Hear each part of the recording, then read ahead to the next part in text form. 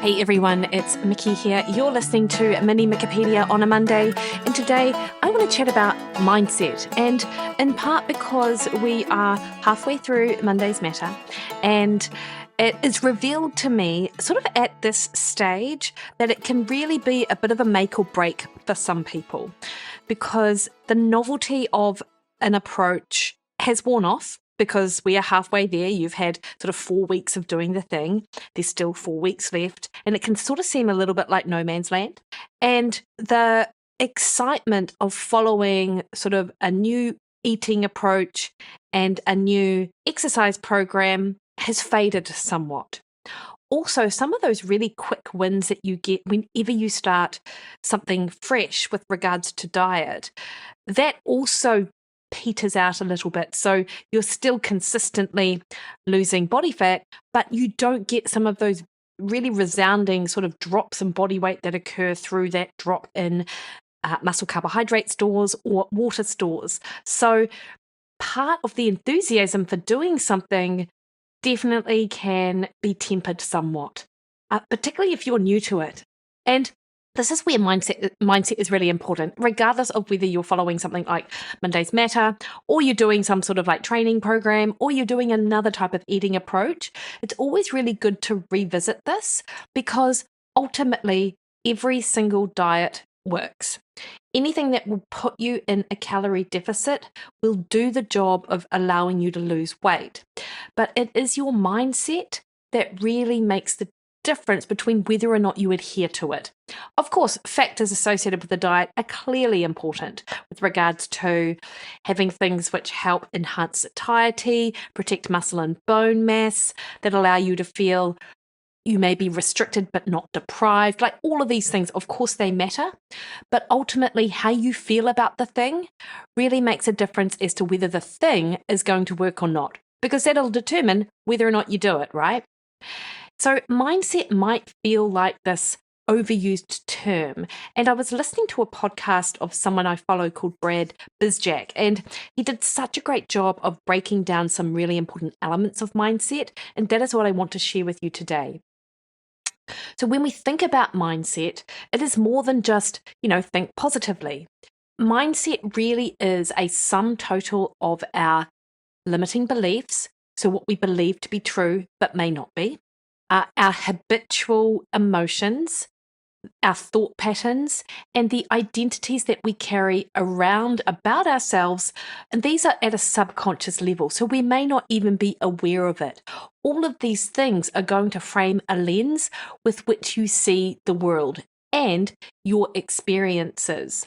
And it isn't until you can sort of get at the heart of that mindset and start changing aspects of this that you're then able to see things a little differently. And so if you aren't in a right sort of mindset or frame of mind for something, everything can seem, or that thing can seem a little bit harder.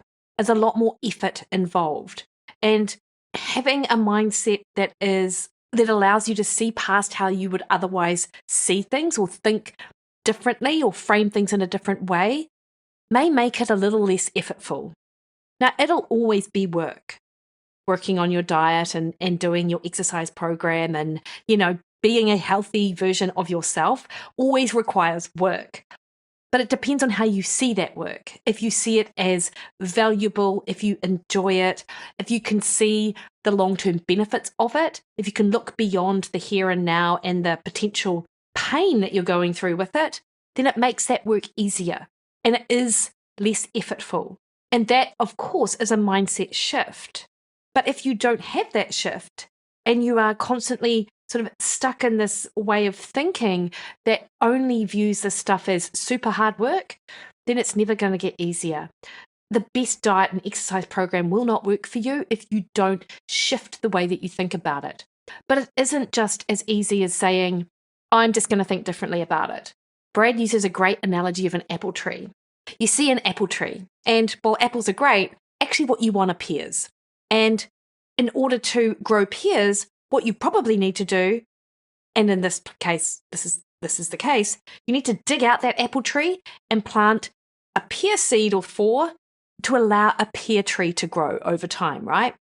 You don't just start sticking pears on the apple tree, stick them with duct tape or whatever, and just pray that they're going to start growing there. That isn't how that works, and that's not how mindset works either. What you need to do is sort of remove a lot of these self-limiting beliefs and a lot of these predetermined thoughts and start shifting how you think about things at I guess, a much deeper level, rather than just trying to slap something on top of something else and hoping it sticks.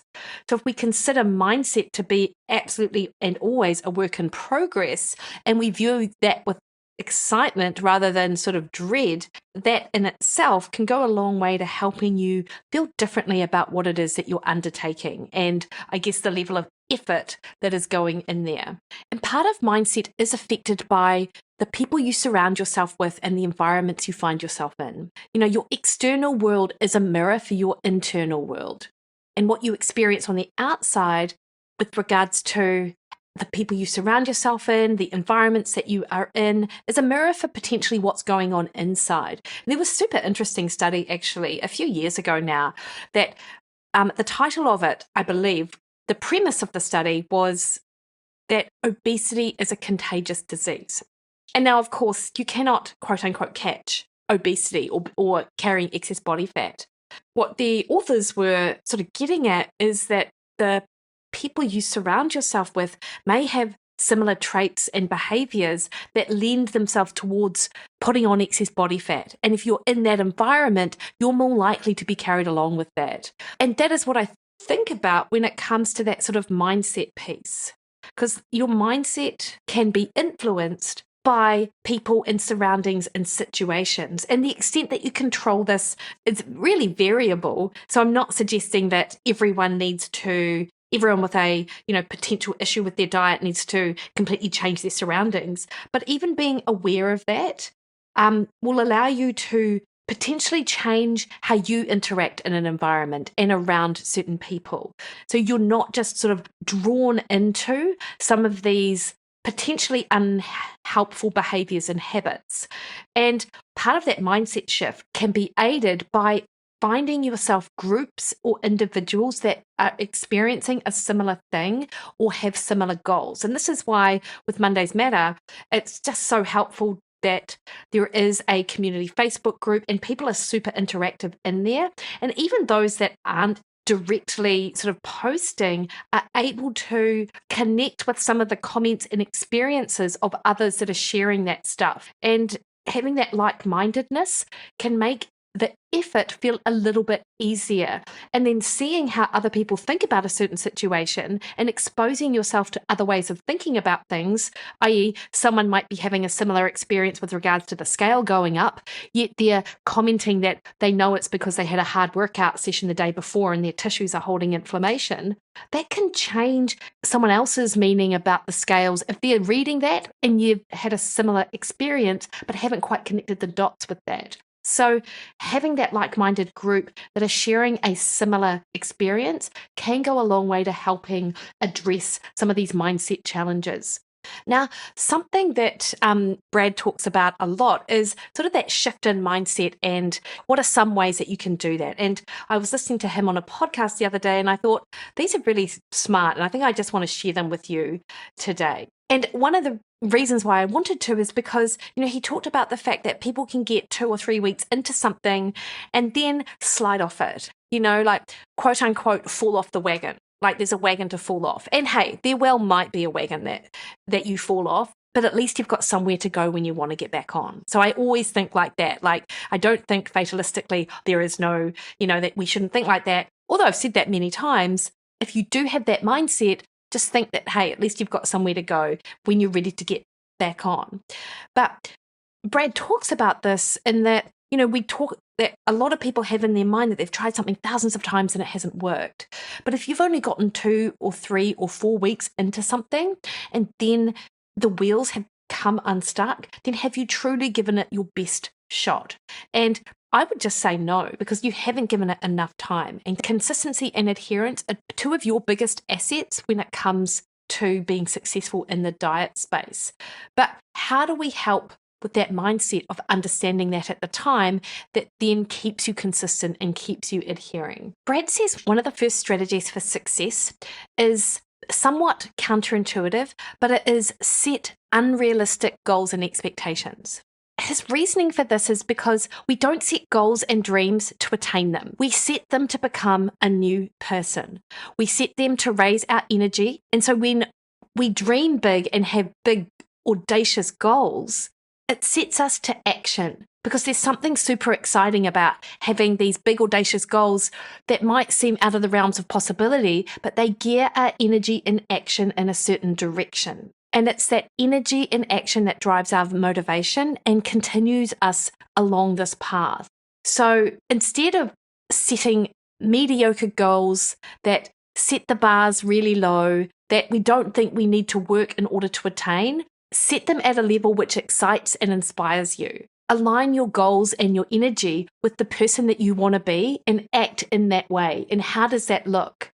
Because that kind of excitement and the potential and opportunity is the thing that will help drive your motivation and action on a day-to-day basis. And of course, you need to connect in with that. And that's where journaling can really help.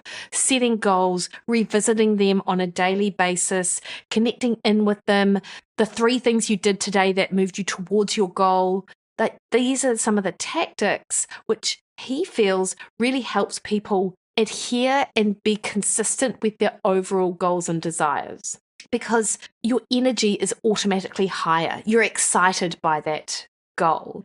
So one of the first things then is to be unreasonable with your dreams and goals and set that goal that is so exciting and almost unrealistic that it moves you into action because you actually care about it. So, and whilst of course we're talking about diet and weight loss, it's not necessarily that you're setting yourself an unrealistic weight loss goal to attain, because that's not the reality for a lot of people doing this. But maybe you set a really super inspiring goal of what you want to achieve when you reach your actual potential with your body composition. What would that look like to you? Is it an amazing overseas trip? Is it playing cricket with your grandchildren? Is it running an ultra event? It's not that you necessarily have to put all these out until you get that goal, but if it's part of you setting goals and part of a driving action towards what you're wanting to achieve with your diet, then it's way easier to put your mind into action that way rather than just sort of setting sort of boring, mediocre and safe goals like a lot of people might do. And part of that goal setting thing is a little bit about our fear of failure. Like, we don't want to dream too much. We don't want to buy too much into this almost impossible thing because we will be disappointed when we don't achieve it. And I think it's worth mentioning that there are a lot of people out there who are super successful in their business and entrepreneurial space who never, ever reach their goals, but they always aim high. And therefore their actions and behaviors are oriented towards that big audacious goal, even if they never reach it. So that is one way to frame it. And I just really liked that sort of mindset piece from Brad. The second thing Brad talks about is self-limiting beliefs and how these can really hold us back from being what we truly want to be. Now, a self-limiting belief is something we believe to be true with real certainty. And an analogy that Brad uses is, when you ask someone what color the sky is, most people will say it's blue. But how true is that really? Is it actually that the sky is blue? Is it blue in the morning when it's sunrise, or is it blue during a sunset? Is it blue, in the darkest part of night? Or is it actually not any color, but is it just light being reflected? So when someone sort of answers that question with certainty, but then is offered up these other options, that suddenly calls into questions what they believe to be true. And most people don't realize that they carry beliefs about themselves, their identity, and who they are. And this really influences how we sort of perceive ourselves and our failures or our success. And one of the strongest forces in our human personality is the need to stay consistent with who you already think you are. So, let's say if someone in their head thinks that they are big-boned or they are stubborn. Now, when it comes to, let's say, body composition, you might have someone who says, well, I have a propensity to gain weight. It's just what I do. Versus someone who might have a belief that they're an athlete. Now, if you were to go through and take a look at the person who identifies as being someone who carries extra body weight versus an athlete, what beliefs would that person have about their nutrition, about their fitness, about wellness, just as a default?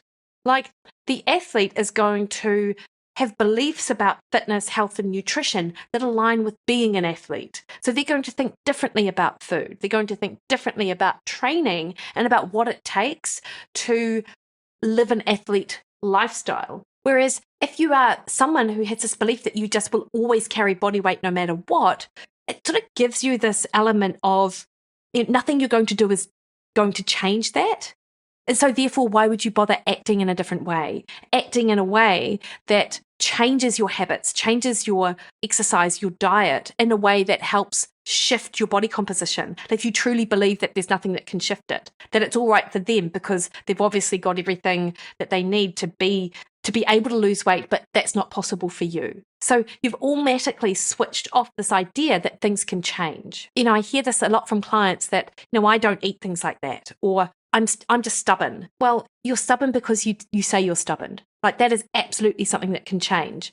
And the thing that changes that is your own mindset. And that sort of understanding the stories that you tell yourself are like the strongest things that influence your behavior can go a long way to sort of unlocking some of these patterns that you might see day in, day out with regards to your ability to be consistent and adhere to a diet pattern. And if you are someone who is like, well, I'm just I just carry excess body fat, so it doesn't even matter, you're probably more likely to do things like have that extra slice of pizza because, well, it doesn't make a difference if you cut it out or not. So our behaviors just reinforce the stories that you tell yourself, and then those stories that you tell yourself just reinforce those behaviors. Whereas if you're an athlete, there's that idea of nourishment. There's the idea of performance and eating for performance, or consistency when it comes to a training regime or an eating regime. Inherently, there's a lot more structure and there's a lot more consistency in the behaviors that you undertake. And you surround yourself with people who share a similar mindset. So even something so small as that can really make a big difference in terms of your overall success with diet. So these are two of the things that Brad shared on that I heard him talk about in a couple of podcasts. And I'll continue on this path next week because I think that's super important. And for those people listening who are struggling right now, I hope that this resonates in part with you, or you're interested and open to learning more. And I do, this is that fixed versus growth mindset. Like, if this is new information and you're like, oh, wow, then this can be a real game changer. And actually, it doesn't even need to be new to be a game changer, because this is sort of information that I engage with almost on a daily basis to help shift my mindset in areas that really need sort of help with it. So, which is why I thought I'd share it with you. So the two of Brad's best strategies today that I shared was to set unrealistic and inspirational goals, to direct your energy and behavior in a really positive way, and tackling those self-limiting beliefs that are holding you back. And I will discuss the next three on the next mini Mikkipedia. Until then, catch me over on Instagram, Threads, and Twitter at Mikki Williden, Facebook at Mikki Williden Nutrition, or head to my website, mikkiwilliden.com, book a one-on-one call with me.